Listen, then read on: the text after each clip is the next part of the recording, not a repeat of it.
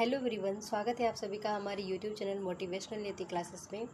67 का जो prelims exam हुआ था उस पेपर के क्वेश्चन सीरीज़ को कवर कर रहे थे। हमने 2 वीडियो में कवर किया हुआ है। आज की इस वीडियो में हम पॉलिटी के साथ साथ हम करंट में हम इंडिया, इंटरनेशनल, साथ ही साथ हम बिहार का करंट अफेयर्स भी डिस्कस करेंगे। और इसके अलावा जो इकोनॉमी के जो प्रश्न आए थे, इकोनॉमी के प्रश्नों को भी हम इस वीडियो में देखने वाले हैं। हमारा लास्ट जो बचेगा वो होगा साइंस का सेगमेंट, जिसमें अच्छे खासे प्रश्न आए हुए हैं, लगभग 32 से 35 के आसपास, जिसे हम अपने अगले वीडियो में डिस्कस करेंगे। तो चलिए देख लीजिए। स्टार्टिंग कर रहे हैं पॉलिटी के सेगमेंट से। पहला प्रश्न है, राज्य विधान परिषद के सदस्य निम्न में से किस श्रेणी से नहीं चुने जाते हैं? तो इसका जो सही उत्तर हो जाएगा ऑप्शन नंबर डी। आप लोगों ने कमेंट किया कल वाले वीडियोस में, मुझे बहुत अच्छा लगा। इसी प्रकार से जो भी प्रश्न पूछे जाते हैं आप उनका कमेंट जरूर करें। नेक्स्ट क्वेश्चन है, भारतीय प्रशासन में विभाजन प्रणाली किससे संबंधित है? तो देखिए इसका सही उत्तर ऑप्शन ई के अनुसार होगा। अगर आपको लग रहा है कि नहीं, इनमें से ए बी सी डी में कोई एक हो सकता है तो कमेंट करें और रीज़न भी बताएं। चलिए अगला क्वेश्चन देखते हैं। निम्न में से कौन सी संसदीय समिति कार्यपालिका को नियम विनियमन बनाने के लिए प्रत्यायोजित शक्ति से संबंधित है? तो इसका सही उत्तर क्या हो जाएगा? ऑप्शन नंबर ए, कार्यकारी विधान पर समिति। नेक्स्ट क्वेश्चन देखेंगे, भारतीय संविधान का अनुच्छेद 300 किससे संबंधित है? तो यह है मुकदमे एवं कार्यवाही से संबंधित। अगला क्वेश्चन देखिए, भारत में न्यायिक प्रणाली किस पर आधारित है? तो देखिए न्यायिक प्रणाली ऑप्शन नंबर ई, एक से अधिक इसका उत्तर हो जाएगा। नेक्स्ट क्वेश्चन हम देखेंगे, किस राज्य में पहला लोकायुक्त स्थापित हुआ था? इसका सही उत्तर हो जाएगा महाराष्ट्र। देखिए पहले वाले वीडियो में मैंने सही उत्तर बताया था, मगर बोल मैंने कुछ और दिया था और टिक जो मैंने था सही वाले में किया था, तो इसको आप थोड़ा अदरवाइज ना लें। नेक्स्ट क्वेश्चन हम देखेंगे, एएस आनंद 1990 के दशक के अंत में किस पद पर कार्यरत थे? तो ये थे भारत के मुख्य न्यायाधीश के पद पर, यानी option number B. Next question, निम्न में से क्या संविधान की 11वीं अनुसूची में शामिल नहीं है? तो इसका सही उत्तर क्या हो जाएगा? कुछ देखिए सोर्सेज से तकनीकी शिक्षा समझ में आ रहा है और कुछ से ई ऑप्शन समझ में आ रहा है। आपको कौन सा सही लग रहा है कृपया कमेंट जरूर करें। हम अगला क्वेश्चन देखने वाले हैं, संविधान के अनुच्छेद 113 के अनुसार वार्षिक बजट में कितनी अनुदान की मांगे संसद में पेश की जाती हैं? तो इसमें भी देखिए ऑप्शन नंबर ई जो है उपयुक्त उत्तर समझ में आ रहा है। नेक्स्ट क्वेश्चन है, किस वर्ष राष्ट्रीय विस्तार योजना को प्रारंभ किया गया था? तो इसका सही उत्तर हो जाएगा 1953, 1953। अगला क्वेश्चन देखिए, इसमें देखिए इंग्लिश वर्जन भी दे रखा है। नेक्स्ट है हमारा अगला क्वेश्चन देखिए, जो कि इकोनॉमी से रिलेटेड है। प्रश्न है, आर्थिक विकास का सबसे अच्छा सूचकांक किसके द्वारा प्रदान किया जा सकता है? तो इसका सही उत्तर हो जाएगा ऑप्शन नंबर बी, प्रति वर्ष प्रति व्यक्ति वास्तविक आय में वृद्धि। अगला क्वेश्चन देखेंगे, स्वच्छ भारत मिशन के द्वितीय चरण जो ग्रामीण वाला है, द्वितीय चरण को किस समय अवधि के दौरान लागू किया जाना है? तो देखिए ये करंट अफेयर्स से क्वेश्चन है। इसका उत्तर हो जाएगा ऑप्शन नंबर डी, 2020-21 से 2025-26 तक। देखिए बिहार पीसीएस के एग्ज़ाम में स्पीडी का करंट अफेयर्स का काफ़ी ज़्यादा बोलबाला था। इसके साथ में जो प्रीवियस स्पीडी था, यानी कि थोड़ा सा पुराना स्पीडी था, उससे काफ़ी सारे क्वेश्चन इसमें आए हुए थे। अगला हम प्रश्न देखने वाले हैं, इनमें से कौन राष्ट्रीय विकास परिषद का हिस्सा नहीं होगा? तो जो राष्ट्रीय विकास परिषद है इसका हिस्सा कौन सा नहीं होगा? तो देखिए उपयुक्त में से एक से अधिक और उपयुक्त में से कोई नहीं, इसमें ऑप्शन ई नंबर जो है सही हो जाएगा। नेक्स्ट क्वेश्चन है हमारा, सूची 1 को सूची 2 से सुमेल करें। तो यहाँ पे जो सुमेल करने का देखिए ऐसा होता है ना कि एलिमिनेट करने का एक तरीका होता है। अगर आपने एक एलिमिनेट करा और उसी से सारा जो है सॉर्ट आउट हुआ जा रहा है तो फिर इतना काफ़ी रहता है। जैसे सरकारी आयोग केंद्र राज्य संबंध से संबंधित था और ए का ऑप्शन नंबर जो है इसमें 3 जो था एक में ही था केवल, तो हम इसे आसानी से एलिमिनेट कर सकते थे, यानी कि इसका सही उत्तर हो जाएगा ए, सरकारी आयोग जो है केंद्र राज्य संबंध से संबंधित है। और सी, रंगराजन समिति गरीबी की माप कार्य प्रणाली की समीक्षा करने से संबंधित है। पारेख समिति किससे रिलेटेड है? इंफ्रास्ट्रक्चर की जो फाइनेंसिंग होती है। और जो नरसिम्हन समिति है ये है आपके बैंकिंग क्षेत्र में सुधार से संबंधित। इस प्रकार से एलिमिनेट कर सकते थे। नेक्स्ट हमारा क्वेश्चन है कि निम्न में से विचार करना है, पंजाब, उत्तर प्रदेश, आंध्र प्रदेश, पश्चिम बंगाल। तो इसमें क्या करना था हमको कि भारत में जो चावल उत्पादक राज्य हैं इसमें आरोही क्रम में चुनना था। ठीक है, तो ये आरोही अवरोही का थोड़ा सा इश्यू आ जाता है समझने वाले को, तो इसका उत्तर जो है बी हो जाएगा। नेक्स्ट क्वेश्चन हम देखने वाले हैं, इसमें देखिए इंग्लिश वर्जन भी दे रखा है। आगे देखते हैं, भारत के वित्त आयोग के संबंध में निम्नलिखित कथनों पर विचार करें। इस प्रकार से पीपीएससी का जो पैटर्न है देखिए धीरे धीरे चेंज हो रहा है। और एक बच्चे ने कमेंट किया था कि मैम क्या यूपीएससी के पैटर्न को बीपीएससी फॉलो करेगा, तो आपको बताते चलें कि देखिए अभी इतना आसान नहीं है कि हूबहू यूपीएससी जैसा ये पैटर्न फॉलो कर ले। जैसे यूपी पीसीएस ने फॉलो कर रखा है, तो कहीं ना कहीं देखा जाए यूपी पीसीएस की मेंस एग्जामिनेशन में सेम जो है इसने फॉलो कर रखा है यूपीएससी के पैटर्न को। और प्रीलिम्स में भी कहीं ना कहीं हम देखते हैं कि 50 to 55% इसने प्रीलिम्स में भी यूपीएससी के पैटर्न को फॉलो कर रखा है। बट बीपीएससी में भी इतना आसान नहीं है इस प्रकार से। बट कहीं ना कहीं देखा जाए, जैसे ये प्रश्नों की प्रवृत्ति आप देख पा रहे होंगे क्वेश्चन नंबर 56 में, देखिए इसी प्रकार से कुछ प्रश्न हम लोगों ने अभी पिछले वीडियोस में भी सॉल्व किए थे और अभी भी हमने ऊपर सॉल्व किए हैं। ज्योग्राफी का जो पैटर्न आया था इतना लेंदी आया था, पॉलिटी का भी लेंदी आया हुआ था बीपीएससी में। तो कहीं ना कहीं देखा जाए तो वाकई में इसका कुछ झलक दिखने लग गया है यूपीएससी और यूपी पीसीएस के लेवल का। तो इसका जो उत्तर प्रश्न है, भारत के वित्त आयोग के संबंध में निम्नलिखित कथनों पर चर्चा करें, तो कथन दिया है, उसके बाद में हमें सही कथन चुनना होगा। तो ऑप्शन नंबर 2 और 3 सही होगा, क्योंकि ये 280 अनुच्छेद के तहत स्थापित किया गया था और इसकी जो सिफारिशें होती हैं वो केवल सारा सलाहकार प्रवृत्ति की होती हैं। ठीक है, अगला प्रश्न हम देखेंगे, बेयर नेसेसिटीज इंडेक्स बीएनआई के संदर्भ में निम्नलिखित कथनों पर विचार करना है। और ये प्रश्न भी काफ़ी इकोनॉमी के जो भी करंट अफेयर्स रहते हैं ये सारे इसी प्रकार से ये देते हैं बिहार पीसीएस में।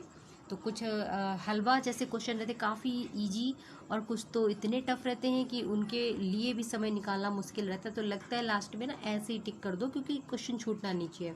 तो इसका जो सही उत्तर हो जाएगा ऑप्शन नंबर ए हो जाएगा कि आर्थिक सर्वेक्षण ग्रामीण और शहरी स्तर पर बेयर नेसेसिटीज इंडेक्स के साथ आया और बीएनआई सभी राज्यों के लिए 2018 के लिए ही सॉरी बी, ये देखिए 2 नहीं होगा 3 होगा। बीएनआई 26 संकेतकों पर आधारित है। ठीक है, इस प्रकार से मिस्टेक वगैरह हो जाती है कभी कभी, ध्यान दीजिएगा। नेक्स्ट हमारा जो क्वेश्चन है, अगर आपको लगता है कि कोई उत्तर गलत बता दिया है तो प्लीज़ आप अपना उत्तर भी बताएं और साथ में थोड़ी सी व्याख्या भी लिखें कि समझ में आए कि हाँ इस प्रकार से इस बिना पे आप बोल रहे हैं कि हाँ इसका उत्तर ये सही होगा। अगला है, बिहार में कृषि और ग्रामीण विकास के लिए किस प्रकार के बैंक स्थापित करने का प्रस्ताव है। इसका उत्तर हो जाएगा कृषि विकास बैंक। 2019 में बिहार मानव विकास सूचकांक का मान कितना था, तो आप देख पा रहे हैं 2019 के भी प्रश्न इन्होंने डाले हैं।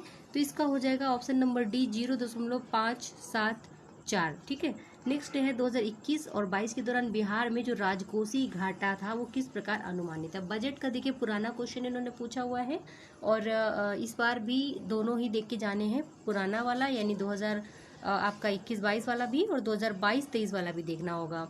ठीक है, तो इसका हो जाएगा 22,511 और ये आपका ऑप्शन नंबर ए सही है। नेक्स्ट हमारा जो क्वेश्चन है, देखिए अगला प्रश्न है, डिजिटल बिहार कार्यक्रम के तहत कौन से छात्र 2021-22 से कंप्यूटर शिक्षा और प्रशिक्षण प्राप्त करेंगे। तो इसका उत्तर ऑप्शन नंबर ई हो जाएगा। ऑप्शन नंबर ई, 15वें वित्त आयोग की सिफारिशों के अनुसार 2021 से 26 तक केंद्रीय करों के विभाज्य पुल में बिहार को कितना प्रतिशत हिस्सा प्राप्त होगा। इसका सही उत्तर हो जाएगा 4.23 यानी 23%। फिर अगला प्रश्न हम देखने वाले हैं, इनमें से 15वें वित्त आयोग के सदस्य कौन नहीं हैं। तो सही उत्तर हो जाएगा सुदीप्तो मुंडले। ठीक है, ये सब चीज़ें बारीकी से देखनी होती हैं बिहार पीसीएस के संदर्भ में, हालांकि यूपी पीसीएस में भी काफ़ी टफ आता है। चले, हाल ही में केंद्रीय बजट में एफएम ने बीमा क्षेत्र में प्रत्यक्ष विदेशी निवेश यानी कि एफडीआई की सीमा वर्तमान से बढ़ाकर कर दी है कितनी। तो ये सीधा सीधा स्पीडी से आया हुआ है 74%, और भी बहुत सारे सोर्सेज थे। नेक्स्ट है, केंद्रीय बजट 2021 के अनुसार राजकोषीय घाटा 21-22 में सकल घरेलू उत्पाद का कितना प्रतिशत आकलन किया गया। तो देखिए 21 का इन्होंने 21-22 का ही पूछा हुआ है दोस्तों, तो 6.8% हो जाएगा। और हमको इस बार ही क्या करना है, हमें दोनों देखने होंगे, 21-22 का भी और 22 और 23 का भी। करंट अफेयर से अगले क्वेश्चन देखिए। बिहार में, सॉरी ये बिहार का नहीं है, ये नेशनल लेवल का है। प्रधानमंत्री किसान सम्मान निधि योजना किस तारीख को शुरू की गई थी? सही उत्तर क्या हो जाएगा? ऑप्शन नंबर इसका ई हो जाएगा। नेक्स्ट है ओलंपिक 2021 में स्वर्ण पदक किस खेल से मिला? तो ये था भाला फेंक। नेक्स्ट क्वेश्चन देखिए। टोक्यो पैरालंपिक 2021 में भारत ने कितने पदक जीते? 19 यानी 19 टोटल। भारत ने किस तारीख को संयुक्त राष्ट्र सुरक्षा परिषद की अध्यक्षता को संभाला था? सही उत्तर हो जाएगा ऑप्शन नंबर डी, 1 अगस्त 2021। अगला देखिए, जब अमेरिका ने अफगानिस्तान से अपने सैनिकों को निकाला तो काबुल छोड़ने वाला अंतिम अमेरिकी सैनिक कौन था? बहुत ही हंसी वाला क्वेश्चन था, ये पढ़ा था एग्जाम में तो हॉल में, तो बड़ा हंसी आ रही थी। तो इसका सही उत्तर क्या हो जाएगा? Major general Chris Donahue. Next question है, किस फ्रांसीसी कंपनी ने भारत को राफेल लड़ाकू जेट दिए? तो ये थी डसाल्ट एविएशन, ध्यान रखिए। गलवान वैली में भारतीय और चीनी के बीच में जो झड़प हुई थी कब हुई थी? तो ये देखिए, कोई सा मुझे डेट नहीं समझ में आ रहा, इसमें ऑप्शन नंबर ई होगा। आपको अगर पता है तो आप बताइए। नेक्स्ट है, पेगासस स्पाईवेयर किस देश ने विकसित किया? तो ये इजराइल ने विकसित किया था। अगला है, नेक्स्ट देखिए, बहुत सारे इवेंट्स होते हैं, बिहार पीछे सीधे सीधे पूछता है। अब गलवान वैली का झड़प पूछ लिया है इस प्रकार से। तो ये है आपका नेक्स्ट प्रश्न। भारत ने यूएन के एक अस्थायी सदस्य के रूप में अपना 2 साल कार्यकाल किस तारीख को शुरू किया था? ये हो जाएगा 1 जनवरी 2021, ऑप्शन नंबर सी। किस देश ने भारत को स्पुतनिक 5 कोविड-19 का जो है निर्यात किया है? तो ये है रूस। नेक्स्ट क्वेश्चन देखिए, जो बाइडेन ने पदभार ग्रहण किया 46वें राष्ट्रपति के रूप में। 2021 में गणतंत्र दिवस परेड में मुख्य अतिथि कौन थे? तो इसमें देखिए ऑप्शन नंबर ई हो जाएगा। नेक्स्ट प्रश्न देखेंगे, यूएन में भारत का स्थायी प्रतिनिधि कौन है? टीएस तिरुमूर्ति। अगला क्वेश्चन है, 2011 की जनगणना के अनुसार बिहार के किस जिले में पुरुषों से ज्यादा महिलाएं हैं? तो गोपालगंज इसका उत्तर हो जाएगा। विधान परिषद की पहली बैठक किस वर्ष बुलाई गई थी? 1913, ऑप्शन नंबर बी। बिहार में जो रश्मि कुमारी हैं वो क्या हैं? तो ये एक अंतर्राष्ट्रीय कैरम चैंपियन है। क्या है? अंतर्राष्ट्रीय कैरम चैंपियन हो गई। नेक्स्ट हमारा प्रश्न होगा, बिहार सरकार को डिजिटल इंडिया अवार्ड 2020 से किस लिए सम्मानित किया गया था? तो कोविड-19 लॉकडाउन के दौरान बिहार के बाहर फंसे लोगों को सेवाएं प्रदान करने के लिए। ऑप्शन नंबर डी इसका सही उत्तर हो जाएगा। नेक्स्ट है, बिहार विधानसभा में अनुसूचित जाति के उम्मीदवारों के लिए कितनी सीटें आरक्षित हैं? तो ये उत्तर हो जाएगा ऑप्शन नंबर ए, 38 सीटें। बिहार पंचायत निकायों में महिलाओं को 50% आरक्षण किस वर्ष शुरू किया गया था? ये प्रदान किया गया था 2006 में, ऑप्शन नंबर बी। झारखंड बनाने के लिए बिहार को किस वर्ष विभाजित किया गया था? 2000 में। नेक्स्ट क्वेश्चन देखिए, बिहार में वर्ष 2021-22 के लिए बजट में प्रस्तावित नया मंत्रालय किस पर केंद्रित है? तो देखिए इसका उत्तर हो जाएगा कौशल और उद्यमिता विकास पर संबंधित है। सारे पुराने बजट से ही आए हैं। बिहार में मानव विकास उप मिशन के अंतर्गत कितने विभाग शामिल हैं? ऑप्शन नंबर बी, 7 विभाग शामिल हैं। अगला है, गरीब कल्याण रोजगार अभियान बिहार के किस जिले से प्रधानमंत्री द्वारा 2020 में शुरू किया गया था? तो इसका उत्तर हो जाएगा खगड़िया। ठीक है, अगला देखते हैं हम यहाँ पे, कोविशील्ड भारत का जो कोविड वैक्सीन जिसे WHO द्वारा अनुमोदित किया गया था, किसने इसको निर्मित किया? तो ये सीरम इंस्टीट्यूट के द्वारा निर्मित किया गया था। अटल सुरंग रोहतांग हिमाचल प्रदेश की लंबाई कितनी है? तो देखिए 9.02 किलोमीटर। यार इतने बेसिक से क्वेश्चन पूछते हैं, ये बहुत ध्यान से हमें पढ़ना होता है। क्वेश्चन देखिए, नागरिकता संशोधन अधिनियम 2019 का उद्देश्य क्या है? तो इसका उद्देश्य है अफगानिस्तान, बांग्लादेश और पाकिस्तान में उत्पीड़ित अल्पसंख्यक समूहों को नागरिकता प्रदान करना। नेक्स्ट क्वेश्चन हम देखेंगे, सेंट्रल विस्टा प्रोजेक्ट किससे संबंधित है, संदर्भित करता है? तो यह एक आम केंद्रीय सचिवालय के साथ एक नई संसद, प्रधानमंत्री और उपराष्ट्रपति के आवासों का निर्माण, इससे रिलेटेड है। देखिए इस प्रश्न का उत्तर मुझे नहीं मिला है और मुझे समझ में भी नहीं आ रहा है इसका, आप बताइएगा। जम्मू और कश्मीर राज्य के विभाजन के बाद बने केंद्र शासित प्रदेश की अपनी कोई विधायिका नहीं है, तो देखिए इसमें कोई समझ में मुझे नहीं आ रहा है, कृपया आप इसमें कमेंट कर सकते हैं। नेक्स्ट क्वेश्चन देखेंगे, 2021 के लिए अखिल भारतीय फुटबॉल महासंघ men's player of the year का पुरस्कार किसने जीता है? तो ये है संदेश झिंगन। इसी के साथ देखिए हमारा ये वाला सेगमेंट कंप्लीट हुआ, पॉलिटी, करंट अफेयर्स और इकोनॉमी, जिसमें बिहार के करंट अफेयर्स के साथ साथ बिहार के सेंसस के भी क्वेश्चन इसमें शामिल हैं।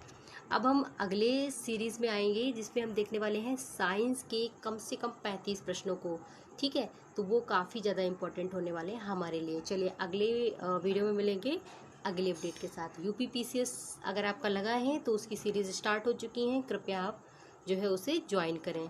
मिलते हैं अगले वीडियो में, तब तक के लिए जय हिंद।